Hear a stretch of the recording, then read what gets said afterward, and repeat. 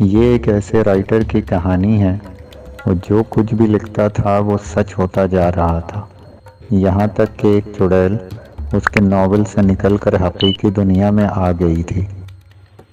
کمرے میں گونجنے والی چیخ اس قدر دہشت ناک تھی کہ اگر کوئی سن لیتا تو ایک لمحے کے لیے اپنے بدن میں دوڑنے والی برف کے جھٹکے سے گر ہی گیا ہوتا۔ طارق کی آنکھیں پوری طرح کھل گئی تھیں۔ وہ بستر پر ایک جھٹکے سے اٹھ بیٹھا۔ اس کا جسم پسینے سے شرابور تھا۔ اس کے جسم پر کپکپی طاری تھی۔ اچانک اس کی نگاہ اپنے پاؤں کے انگوٹھوں پر پڑی جو خون سے بری طرح تر تھے۔ خون کی پتلی سی دھار اب پیروں کے تلووں سے ہوتی ہوئی بستر کی چادر اور گدے میں جذب ہو رہی تھی۔ کمرے میں صرف نائٹ بلب کی مدھم روشنی تھی، اتنی مدھم کہ پیروں سے بہنے والے خون کی رنگت سرخ کے بجائے سیاہ لگ رہی تھی۔ اس وقت ایسا معلوم ہو رہا تھا جیسے دل اس کے سینے کے بجائے کنپٹیوں میں دھڑک رہا ہو۔ اس نے اپنے حواسوں پر قابو پانے کی کوشش کی اور کافی حد تک اس میں کامیاب بھی ہو گیا۔ اچانک اسے کھنکھناتی ہوئی ہنسی کی آواز سنائی دی۔ عام حالات میں اس قدر مسحور کن ہنسی کی آواز اسے بے اختیار اپنی طرف متوجہ کر لیتی، یا شاید وہ اس پری ذات کی تلاش میں سرگرداں ہو جاتا، مگر اس وقت وہ خوف اور حیرانگی کی ملی جلی کیفیت میں مبتلا تھا۔ اس نے خوفزدہ ہو کر آواز کی سمت نظر دوڑائی، مگر کیا؟ وہاں تو صرف ایک دیوار تھی، اس کے اپنے کمرے کی دیوار جس پر سایہ تھا، اس ہنسنے والی کا جس نے اس کی زندگی کو ایک عذاب میں مبتلا کر دیا تھا۔ ہنسی کی آواز بدستور جاری تھی اور اسی سائے سے آ رہی تھی۔ اس دشمن جہاں کا سایہ آہستہ آہستہ دیوار پر پھیل رہا تھا۔ طارق کی نگاہ بھی اس کا تعاقب کر رہی تھی۔ اچانک وہ سایہ کھڑکی سے باہر نکلا اور پھر غائب ہو گیا۔ طارق نے ڈھال ہو کر بستر پر گر گیا۔ اپنے اعصاب پر قابو پانے کے لیے اس نے لمبے لمبے سانس لینا شروع کر دیے۔ اس کی آنکھوں سے آنسو روا تھے، مگر یہ آنسو بزدلی کے نہیں تھے، بلکہ اس کی بے بسی کے تھے، کیونکہ اس کا مد مقابل کوئی انسان نہیں بلکہ ایک ایسی مخلوق تھی جو صنف نازک ہو کر بھی اسے دکھوں کے چرکے سے لگا رہی تھی۔ وہ ایک سایہ تھی جسے قید کرنا ناممکن تھا، جسے چوٹ لگانا محض ایک آرزو تھی جو کبھی پوری ہوتی نظر نہ آ رہی تھی۔ اس نامعلوم بلا سے پیچھا چھڑانا اس کے بس میں نہ تھا۔ وہ کون تھی، کیا چاہتی تھی، یہ سب اسے معلوم نہ تھا۔ اسے تو یہ بھی معلوم نہ تھا کہ وہ اس کے پیچھے ہاتھ دھو کر کیوں پڑ گئی ہے۔ وہ یہ سب جاننے کی خواہش بھی نہیں رکھتا تھا۔ اس کی خواہش تھی تو فقط اتنی کہ اس سے پیچھا چھوٹ جائے۔ وہ بستر پر چت لیٹا چھت کو گھورے جا رہا تھا۔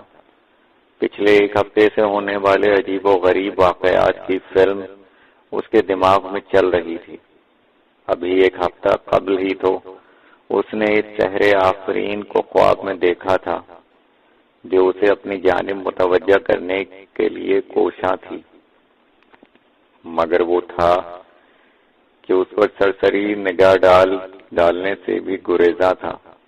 آخر اس ساحرہ نے اپنی تذلیل کا بدلہ اس طرح لیا کہ اپنی انگلی کا رخ اس کی دائیں ٹانگ کی جانب کیا۔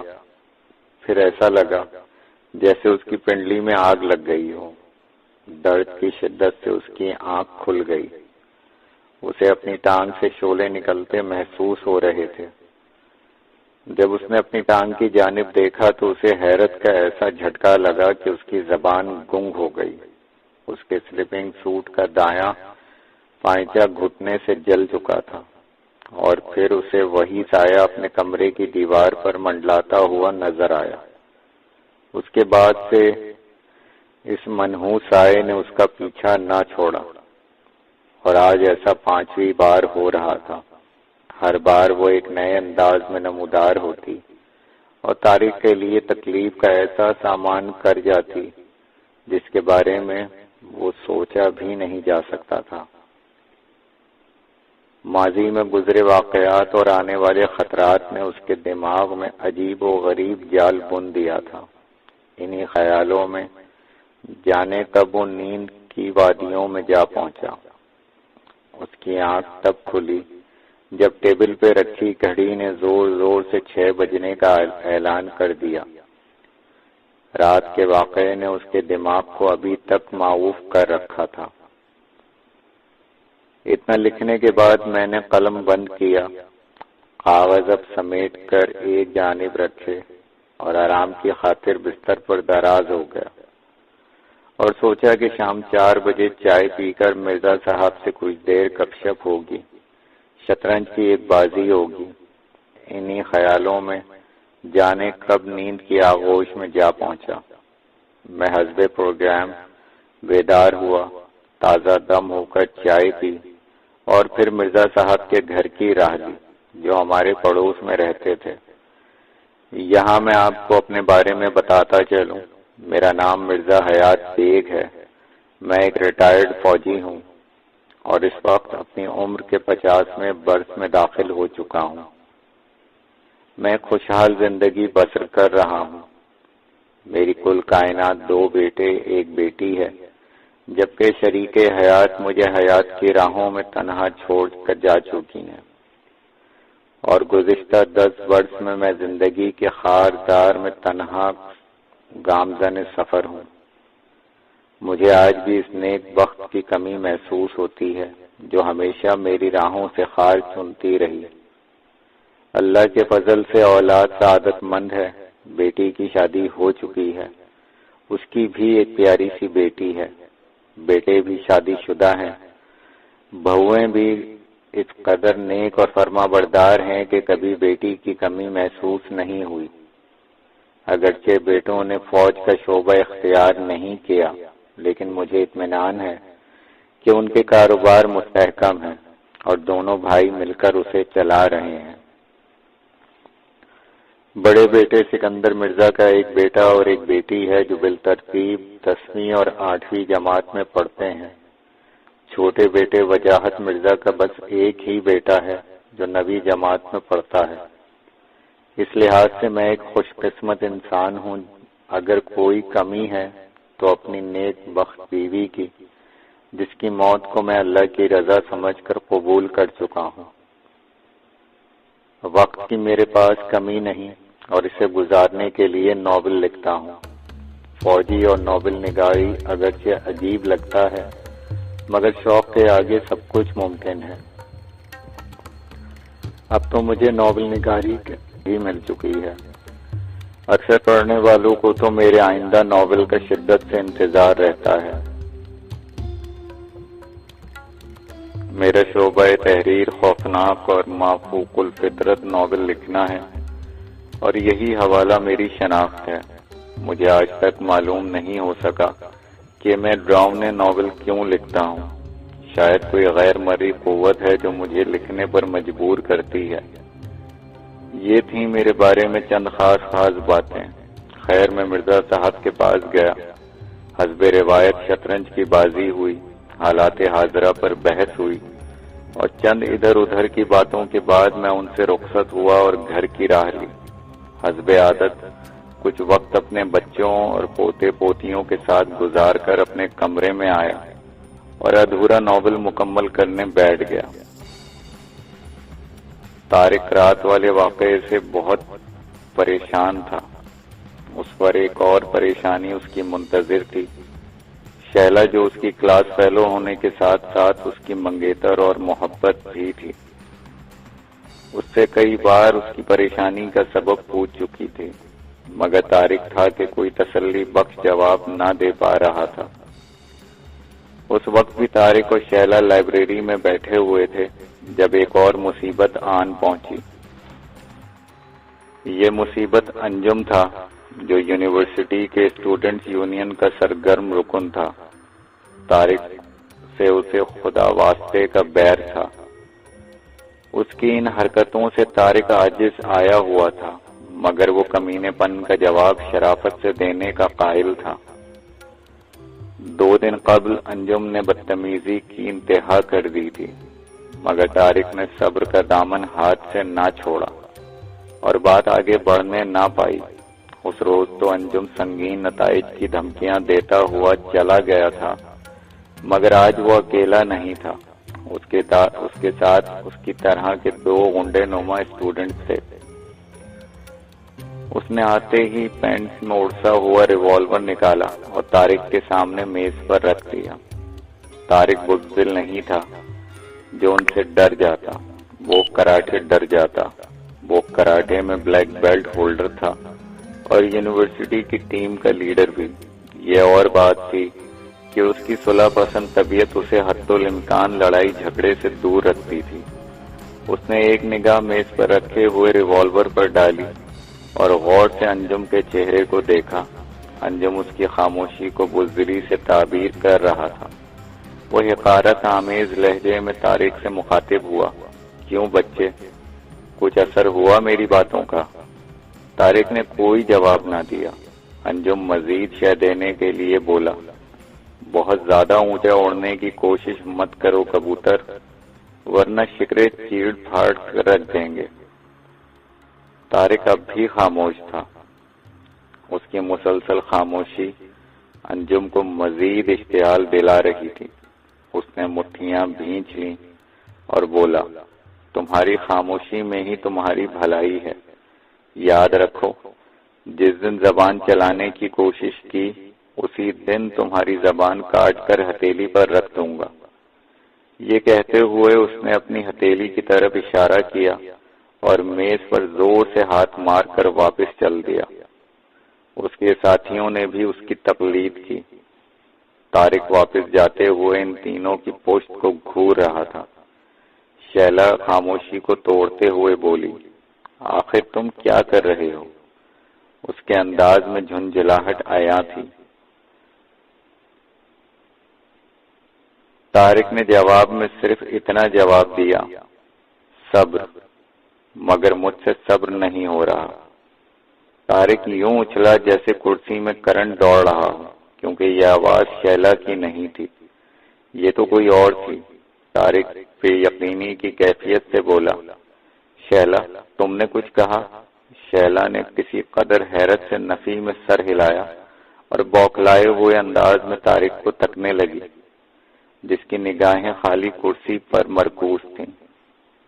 آواز یہیں سے آئی تھی اور پھر طارق نے اس کرسی پر اسی سائے کو دیکھا جو کرسی سے سرکتا ہوا زمین پر اترا اور انتہائی جارحانہ انداز سے انجم اور اس کے ساتھیوں کے پیچھے لپکا۔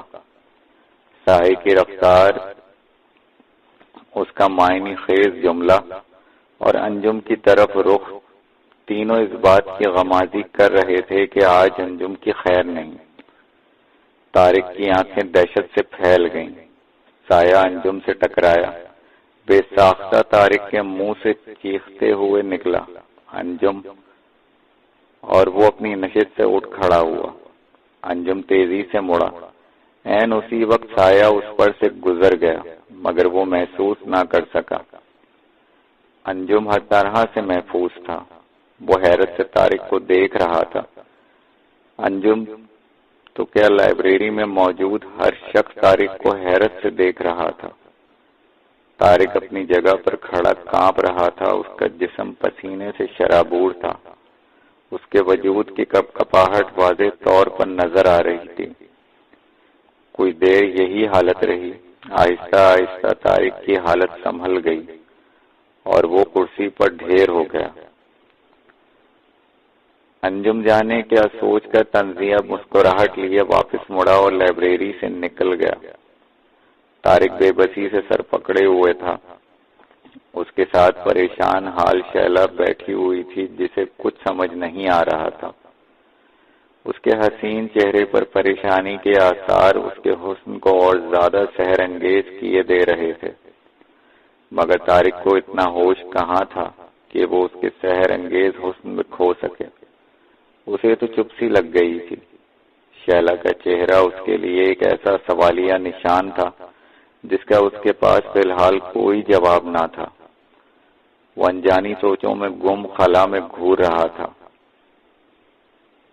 وہ چوزا بڑا شیر ہو گیا تھا، مگر آخر ہم نے اسے اس کی اوقات یاد دلا ہی دی۔ انجم نے اپنے ساتھیوں سے کہا اور کھلکھلا کر ہنس دیا۔ اس وقت وہ یونین آفس میں بیٹھا تھا۔ ان کی تعداد انجم سمیت 20 کے لگ بھگ تھی۔ انجم باقی لڑکوں کو طارق سے ہونے والی مٹ بھیڑ مرچ مسالہ لگا کر سنا رہا تھا۔ وہ بولا، دیکھا سالہ کیسا ڈرا ہوا تھا اور چیخا کیسے تھا۔ اتنا کہہ کر وہ خود بھی ہنس دیا۔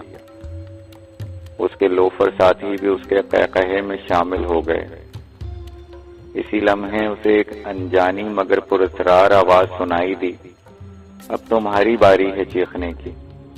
اور پھر واقعی انجم کے منہ سے اس قدر دلدوز چیخ نکلی کہ سب ہکا بکا رہ گئے۔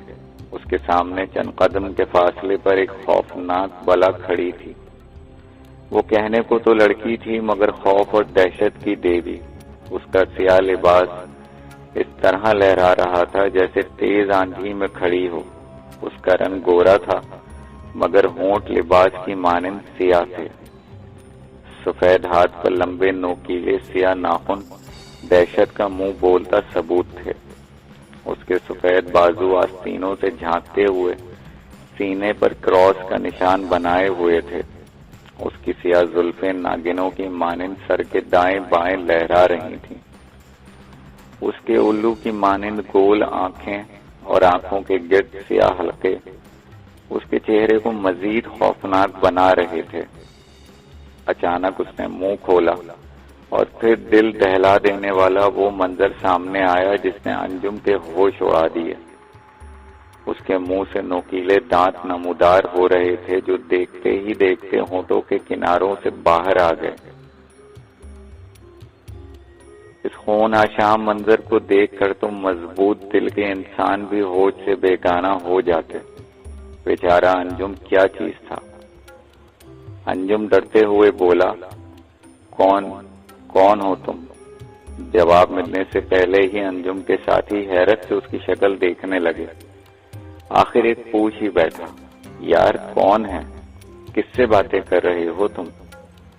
انجم نے اس کی طرف دیکھے بغیر انگلی سے اشارہ کیا۔ یہ عورت، یہ سیاہ لباس والی۔ اس کی اٹھی ہوئی انگلی مسلسل کانپ رہی تھی۔ مگر یہاں تو کوئی نہیں، اس کے دوستوں نے جواب دیا۔ اس کی نگاہ جو ایک لمحے کے لیے دوستوں کی جانب اٹھی پھر سے اسی چڑیل کی طرف مڑ گئی۔ صورتحال کافی حد تک اس پر عیاں ہو چکی تھی۔ اگلے لمحے منظر بدل چکا تھا۔ اس چڑیل نے اپنا ایک ہاتھ کمر سے لگایا، پھر جھٹکے سے انجم کی جانب سیدھا کر دیا۔ اسے ایک جھٹکا سا لگا اور پھر اگلے ہی لمحے وہ ہوا میں اچھلتا ہوا میزوں کے پیچھے جا گرا۔ اسے یوں محسوس ہوا جیسے کسی غیر مرئی قوت نے اسے اٹھا کر پٹخ دیا ہو۔ انجم میز پر چت گرا ہوا تھا۔ اس کے دوست اس کے گرد جمع تھے۔ ان کی سمجھ میں کچھ نہیں آ رہا تھا۔ ایسے میں ایک لڑکے نے انجم کا بازو پکڑ کر ہلانا چاہا۔ بازو کا پکڑنا تھا کہ انجم کو درد کا جھٹکا لگا اور اس کے ساتھ ہی اسے چھونے والا لڑکا دور جا گرا اور بے ہوش ہو گیا۔ آفس میں بیٹھے سبھی لڑکے سہمے ہوئے یہ منظر دیکھ رہے تھے۔ انجم کی مدد تو درکنار، ان میں اتنا حوصلہ بھی نہ تھا کہ کمرے سے باہر نکل جاتے۔ خوف کے مارے ان کی زبانوں سے کلمے اور آیت الکرسی کا ورد جاری ہو گیا، مگر وہ ایک نمبر کے بد کردار تھے، اور اگر دل پاک نہ ہو تو زبان میں تاثیر کہاں سے آتی؟ ان میں سے اکثر تو پاک ہی نہ تھے، تو پاک کلام ان کی مدد کیسے کرتا؟ انجم میز پر چت گرا ہوا تھا اور وہ بالکل اس کے اوپر ہوا میں معلق تھی۔ اس کی دہشت سے انجم کو اپنا دل اپنی کنپٹیوں میں دھڑکتا ہوا محسوس ہو رہا تھا۔ بلا نے اپنا ہاتھ اس کے چہرے کی طرف کر کے واپس موڑ لیا۔ انجم کی زبان منہ سے خود بخود باہر نکل پڑی۔ اس کی لاکھ کوشش کے باوجود زبان منہ میں نہیں جا رہی تھی۔ ہوا میں معلق بلا نے اپنے دونوں ہاتھوں کو ہتھیلیوں کو ایک دوسرے کے قریب کرنا شروع کر دیا۔ انجم کے جبڑے خود بخود بھینچنے لگے، یہاں تک کہ اس کے دانت اس کی زبان میں پیوست ہوتے گئے اور زبان سے خون رسنے لگا۔ اگلے لمحے بلا نے اپنی ہتھیلیوں کو مضبوطی سے ملا دیا۔ ہاتھوں کے ملنے کے ساتھ ساتھ انجم کے جبڑے بھی مضبوطی سے ملتے گئے، یہاں تک کہ اس کی زبان کٹ کر سینے پر جا گری۔ زبان سے بہنے والا خون گردن کے دائیں بائیں سے گزرتا ہوا میز پر اور پھر زمین پر جمع ہونے لگا۔ اس پر بھی اکتفا نہ ہوا، اب انجم کی آنکھیں حلقوں سے باہر آ رہی تھیں۔ ایسا لگتا تھا جیسے کوئی زور سے اس کا گلا دبا رہا ہو۔ اس نے اپنے ہاتھ اٹھانے کی کوشش کی، مگر ایسا لگتا تھا جیسے اس کے ہاتھ میز سے چپک گئے ہوں۔ اس لمحے بلا نے اپنا منہ کھولا اور ایک عجیب سی غراہٹ کی آواز سنائی دی۔ پھر اس نے اپنے دونوں ہاتھوں کو زور سے دبایا۔ انجم کی آنکھوں میں اس کے نوکیلے دانتوں اور گول چمکتی آنکھوں کا عکس نظر آ رہا تھا۔ انجم کے منہ سے گھٹی گھٹی چیخیں نکل رہی تھیں، جن میں اب اس کے دوستوں کی چیخیں بھی شامل ہو گئی تھیں۔ انجم کا دل شاید مزید تشدد برداشت نہ کر سکتا تھا، اس لیے اس لمحے حرکت کرنا بھول گیا۔ اس کی دہشت سے کھلی آنکھیں بے نور ہو کر پتھرا گئیں اور گردن ایک طرف ڈھلک گئی۔ اس کے چار ساتھی اس خوفناک منظر کی تاب نہ لاتے ہوئے دھڑام دھڑام گر کر بے ہوش ہو گئے۔ جو ہوش میں تھے سر پر پیر رکھ کر بھاگے۔ اسی لمحے بلا کا خوفناک قہقہا بلند ہوا۔ اگلے لمحے اس کی شکل بدل چکی تھی۔ وہ سنہرا لباس زیب تن کیے ہوئے ایک حسینہ کے روپ میں تھی۔ لباس اور زیورات سے ایسی کرنیں پھوٹ رہی تھیں جو چہرے کے حسن کو چار چاند لگا رہی تھیں۔ اس کا متناسب بدن بجلیوں کا سا معلوم ہوتا تھا، مگر اس کا حسن دیکھنے والا وہاں کون تھا؟ ایک لاش جو بدصورتی کی انتہا کو پہنچ چکی تھی، اور چار بے ہوش افراد جن کے ہوش میں آنے کا کوئی امکان نہ تھا۔ وہ خود کلامی کے انداز میں بولی، میں تو حسن ہوں، آنکھوں کو روشنی بخشنے والا، دل پر بجلی گرا دینے والا، وہ حسن جسے حسن سے عشق ہو گیا ہو اور وہ حسین سے حسین تر ہو گیا۔ عشق تو دیوانہ ہوتا ہے، ہوش سے بیگانہ، عقل و خود کی بندشوں سے آزاد۔ بس میں دیوانی ہوں، اس کا دوش کسی دیوانی کے سر کہاں۔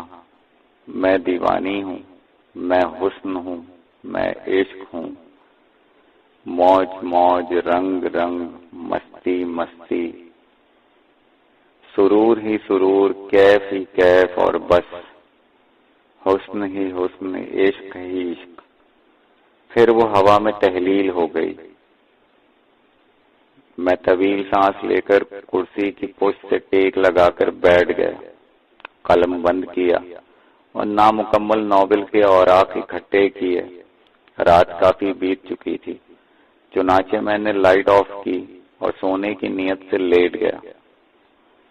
کسی قوم کی ترقی کی رفتار جاننے کے لیے ضروری ہے کہ اس قوم کے نوجوانوں کی سرگرمیوں کا مطالعہ کیا جائے۔ میں جب بھی اخبار پڑھتا، نوجوانوں کے بگڑے ہوئے اخلاق کا حال پڑھ کر میرا دل اندر ہی اندر کڑتا۔ اپنے ناولوں کے ذریعے میں نے نوجوانوں کی اصلاح کی کوشش کی ہے۔ آج صبح جب میں نے حزم معمول اخبار کا مطالعہ کیا تو ایک خبر نے مجھے چونکا دیا۔ یونیورسٹی کے طلبہ تنظیم کے اہم اور سرگرم رکن کی ہلاکت کی خبر نمایاں تھی، جس کے بارے میں لکھا تھا کہ مرنے والے کا نام انجم تھا اور شک یہ تھا کہ مخالف تنظیم کے ہاتھوں قتل ہوا ہے۔ اس خبر نے صبح ہی صبح مجھے افسردہ کر دیا تھا۔ میں اس خیال کو بھلانے کے لیے مرزا صاحب کی طرف چل دیا۔ اس خبر نے صبح ہی صبح مجھے افسردہ کر دیا تھا۔ میں اس خیال کو بھلانے کے لیے مرزا صاحب کی طرف چل دیا۔ مرزا صاحب نے حیرت سے مجھے دیکھا اور خیریت دریافت کی۔ میرے منہ سے بے ساختہ نکل گیا، بس مرزا جی، آج کل کے نوجوان نسل جس راہ پر چل نکلی ہے اس کی پریشانی نے جی متلا دیا ہے۔ آج صبح کی خبر پڑھی آپ نے؟ مرزا صاحب چونک کر بولے، کیسی خبر؟ کس کی خبر؟ انجم کی بات کر رہے ہیں نا انکل آپ؟ یہ آواز طارق کی تھی جو میرے عقبی جانب موجود دروازے سے کمرے میں داخل ہو رہا تھا۔ اس کے پیچھے اس کا چھوٹا بھائی شارق اور شیلا بھی موجود تھی۔ شیلا مرزا صاحب کے ہمسائے میں رہتی تھی۔ اس کے والد رانا نعمت علی بہت نیک آدمی تھے۔ انہی کی خواہش پر طارق اور شیلا کی شادی طے پائی تھی، مگر موت کب انتظار کرتی ہے، اور نعمت علی دل کے ایک ہی دورے میں جان دے بیٹھے۔ طارق اور شیلا کو دیکھ کر میرے لبوں پر بے اختیار مسکراہٹ پھیل گئی۔ ایک وجہ تو یہ تھی کہ مجھے ان بچوں سے بہت محبت تھی، دوسرا یہ کہ یہ میرے زیر تکمیل ناول کے مرکزی کردار تھے۔ ناول کے کردار پر تراشے ہوئے میرے سوچ کا مرکز، مگر میں نے یہ کبھی سوچا بھی نہ تھا کہ میرے قلم کا لکھا ہوا ایک ایک لفظ ان کی زندگی پر گزر سکتا ہے۔ یہی وجہ تھی کہ جب بھی میں انہیں دیکھتا تو بے اختیار میرے منہ سے ان کے لیے دعائیہ کلمات نکل جاتے۔ خیر، میں نے طارق کی بات کا جواب دیتے ہوئے کہا، ہاں بیٹا، میں اسی کی بات کر رہا ہوں۔ طارق افسردگی سے بولا، جی انکل، اس کے ساتھ بہت برا ہوا۔ نہیں، وہ اسی سلوک کا مستحق تھا۔ یہ جملہ کمرے میں موجود کسی شخص نے نہ سنا سوائے طارق کے۔ اس نے آواز کی سمت جھٹکے سے دیکھا۔ اس کے منہ سے بے اختیار نکلا، بکو مت۔ اس جملے پر سب لوگ حیرت سے اس کی جانب تکنے لگے، مگر وہاں تو کوئی بھی نہ تھا۔ یہ تم کس سے مخاطب ہو بیٹے؟ کسی سے بھی نہیں، وہ بھوکلا گیا۔ وہ میں شارق سے کہہ رہا تھا۔ کمال ہے، مرزا صاحب نے کہا، شارق تو تمہاری دوسری جانب ہے، ادھر کون ہے؟ میں نے طارق کے ماتھے پر پسینے کی بوندیں ابھرتے دیکھی۔ ادھر شیلا کہہ رہی تھی، آج کل انہیں جانے کیا ہو گیا ہے، عجیب و غریب حرکتیں کرنے لگے ہیں۔ کیوں بھائی مرزا صاحب؟ مرزا صاحب گویا ہوئے، یہ کیا سلسلہ ہے طارق؟ اور طارق مصنوعی ہنسی ہنس کر بولا، کچھ نہیں پاپا، میں مذاق کر رہا تھا، یہ تو ایسے ہی پریشان ہو جاتی ہے۔ مرزا جی ہنس کر بولے، دیکھیے بیگ صاحب، اب بچے بھی ہم سے مذاق کرنے لگے ہیں۔ وہ تینوں سلام کر کے باہر چلے گئے اور مرزا صاحب ادھر ادھر کی باتوں میں مشغول ہو گئے۔ کچھ دیر بعد میں نے واپسی کا ارادہ کیا۔ مرزا صاحب ابھی شطرنج کھیلنے کا ارادہ رکھتے تھے، مگر میں شام کا وعدہ کر کے گھر لوٹ آیا۔ شاید ناول کا نامکمل مسودہ خود مجھے اپنی طرف بلا رہا تھا۔ میں بے اختیار رائٹنگ ٹیبل کی طرف بڑھ گیا اور خود کو قلم کے حوالے کر دیا۔